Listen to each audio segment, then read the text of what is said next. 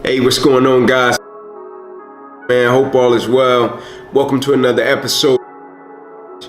First and foremost, I just want to thank you guys for your time.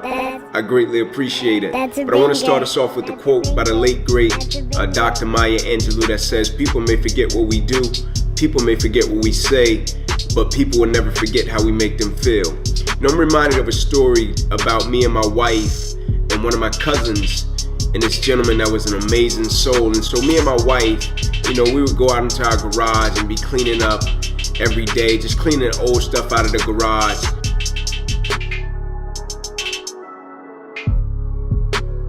And there was an older gentleman that lived in our neighborhood at the time, and he would always stop by. He knew both of us.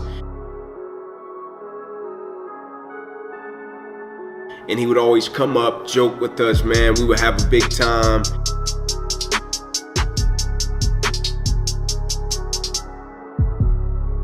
He would share different things, you know, crack us up both, joke about our cars. He would always joke about my car. I would have trash in my car would be dirty sometimes because I would be traveling. Just a beautiful soul.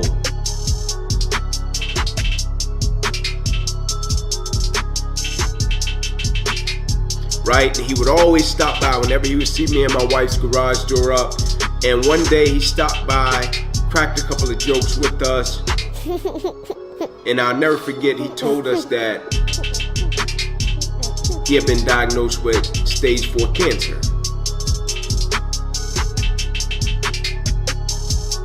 Right? Not that day, but he had been diagnosed with cancer.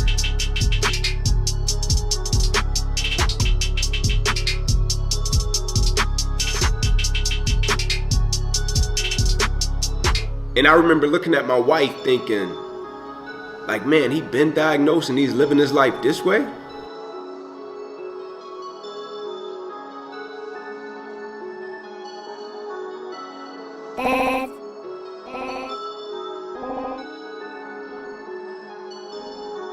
Like, he been making us laugh every time he see us in the garage. Like, he been living his life. That's a banger. That's a banger. That's a banger. This way? Like, he been like sudden change, right? He got diagnosed with stage 4 cancer. It don't get no realer than that. Right? And he continued to operate within a beautiful spirit. And I'll never forget this particular day. My cousin was there, and somehow the dialogue navigated to a space to where my cousin was talking about a gentleman that had did something for somebody.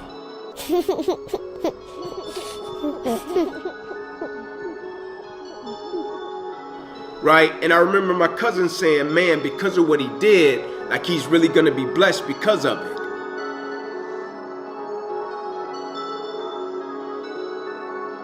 And the older gentleman said, that's the blessing. That's a banger. That's a banger.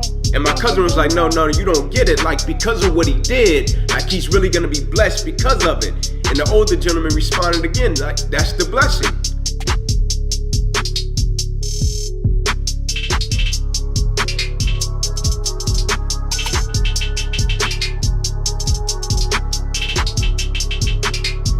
And my cousin kind of looked at him with a look of confusion and said to him, like, can you elaborate?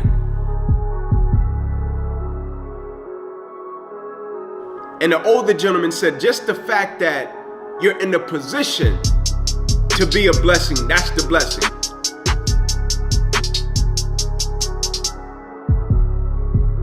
Right? Like, what you did was inconsequential. Right? Even though it was great, but what you did, it was inconsequential. Just the fact that you were in a position to be a blessing and you acted on it, that was